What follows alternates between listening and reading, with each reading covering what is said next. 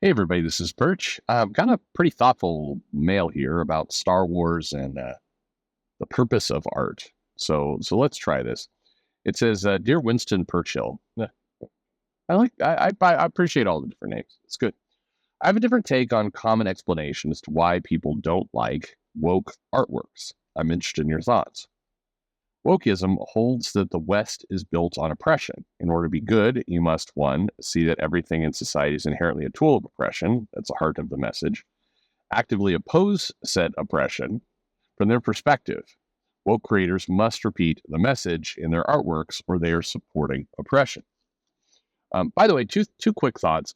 Woke, I struggle with the variance of the word, much like my name, the Perchington, and all the other parts. Wokeism, woketon, wokefaction. I mean, just it feels like it's getting overused, but I take the point. Still nothing wrong with this mail. The other part is the 2 points: the see everything in society is total oppression, and then actively opposed to oppression. The interesting part about a lot of the social justice movements and other things is that that second part is not wrong. Actively oppose oppression. Yeah, people should, if oppression by its nature is a bad thing, you should oppose it. You should work against it. Yeah, no, number two is fine. The challenge is in number one. It's what defines oppression. It's is an invading army to your country a total oppression? Sure. Depending on of course, they're invading as liberators, whatever. But it could be a tool of oppression. Sure. Is Kellogg's cereal a tool of oppression if it has the wrong artwork on the box? I mean, that's the challenge, and this is my theory, kind of in all of this, is that we have a lot of people who grew up in we had fought in World War II, massive conflict, massive battle against a definable evil. You then had people who fought for the right to vote and for equality, for people not to be segregated based on their race, and you had a lot of, I would say, very honorable and meaningful things to protest. And then now we get to 2024, and the meaningful things to protest are this is the problem when your society gets to be healthy. I'm not saying everything is perfect by a mile, but I often you hear people say things like this is the worst fascism or oppression that America's ever seen. I'm like, that more than slavery? No, I don't think so. More than when there wasn't slavery, but people couldn't sit in certain areas of the bus or drink from the same fountains. Like, I'm sorry, the some comedian use the R word is not the same as being beaten because you sat in the wrong part of the bus. Those are different eras. But still, people, especially people coming out of college, want meaning. So therefore we protest. We've got to have our cause, our thing. The problem is that the causes are not as straightforward and simple as they were. Simple to understand. Slavery equals bad, not hard to understand. Anyway, so I think you get a lot of, I think a lot of quote unquote wokeism and what's coming out is from this desire from that number one to see everything in society is a tool of oppression, and to the third unspoken thing there, I think that falls into it is feel important, that you're helping solve it, to feel like you're making a difference. There's nothing wrong in life with wanting to feel like you're making a difference, but at the cost of what? Anyway, we'll continue the mail. It says, that's an aside. I think this message is obviously not true, but that's not what makes my take different. That's fair. The standard explanation is why people don't like woke comics, movies, etc., is at their core, woke artworks are a reflection of contemporary life with all of its problems, and that audiences want to escape from those things. When an audience sees the message in a space opera or fantasy adventure, it shatters their ability to escape from their lives by temporarily living in the world of the artwork. I don't believe that people want artworks that offer them escape from the problems of life. Audiences like works of art best when the characters that they can relate to are faced with the most intense problems imaginable: survival in dangerous situations, the difficulty of achievement, finding love, overcoming the traumas of childhood, avoiding the temptation to give up, Those are some of the biggest problems of life, and those things of work are often about. What people want is an example of behavior that will inspire them to face the problems of life, not escape them. That is the unique value of movies, comics, and stories. I think that's really well said, and I think it's spot on. Um, People, when you watch movies, and there's a lot of different reasons. There's the have you ever met the person in your friend group or whatever that's like, I only watch nonfiction, and you think, yeah, and you eat unbuttered toast as well. I think that there's a lot of there's a lot of things like that that go on, but at its core, people really, really want some level of escapism or enlightenment or change. When I say enlightenment, what I mean by that is, they have their daily life. They want to learn about something new. They want to experience something different. That's ultimately what art and what these stories are all about. Um, that doesn't mean that stories that don't accomplish that are necessarily bad, but they're not going to resonate with the audience.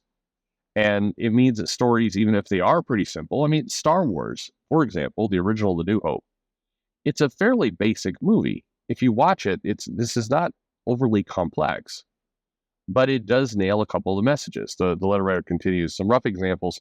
Luke resisted the dark side, so I can return the wallet I found without taking the money.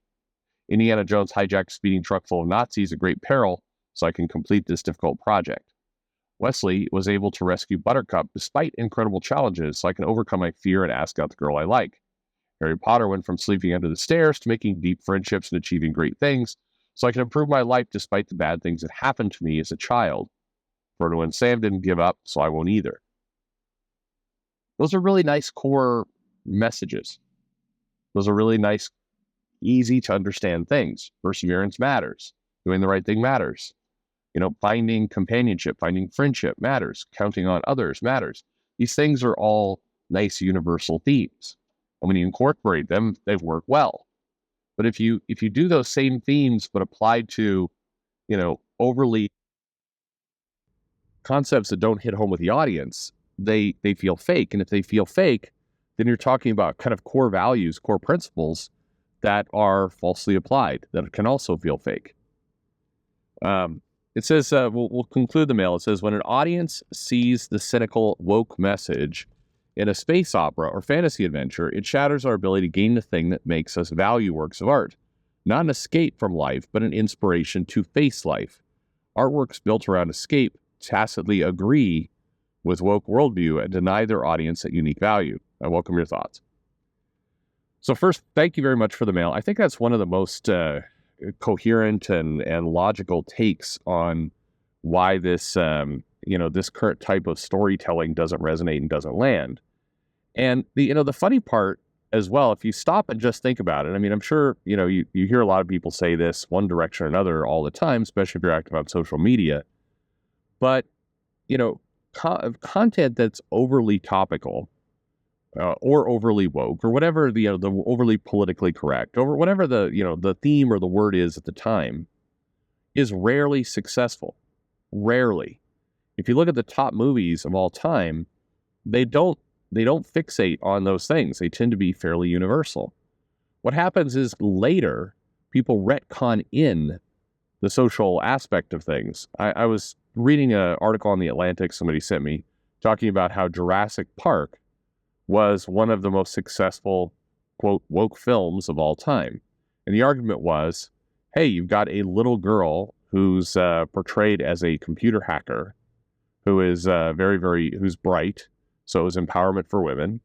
It talked about the evils of imprisoning things. I guess they meant the dinosaurs in this case. Now, the dinosaurs got out and started eating people. So I don't know if, that's the best example, of a movie. And it talked about the evils of corporation and that capitalism was bad. And it kind of went through this long list. And it was a very warped way of looking at Jurassic Park, which really at its core was an adventure movie, the wonder of seeing things bigger than life and then losing control of them and having to escape using your own ingenuity. That was ultimately what the film was. Same thing with Back to the Future, a lot of Indiana Jones, all Star Wars, a lot of these films, they were focused on telling a good story with good themes. You don't need to go back there and retroactively insert but here's how it was, the stormtroopers were actually fascists, and what we mean by that are Nazis, and what we really mean by that are Republicans. And then, that's not how the people who made the film thought. And, you can point to as many articles as you want, or as many people who drew inspirations of things that you want, but the movies and the comics and the content that have steered too heavily in that direction, they don't land with anyone. The readers, the audience just doesn't take. And that's kind of the theme here. But I think that was a good analysis. I mean, ultimately, movies and entertainment and all these different pieces, they work best when they help you find meaning in something. Your life, what you're doing, your struggles, even something simple or something small. They're meant to entertain, but they're also meant to ring true. And if it doesn't ring true, I'm not sure it can entertain. So, interesting take. What do the rest of you think? Is that a good analysis of kind of, the tipping over of content into trying to be something other than what it is? Let me know in the comments below. Like and subscribe, of course. And thanks for listening.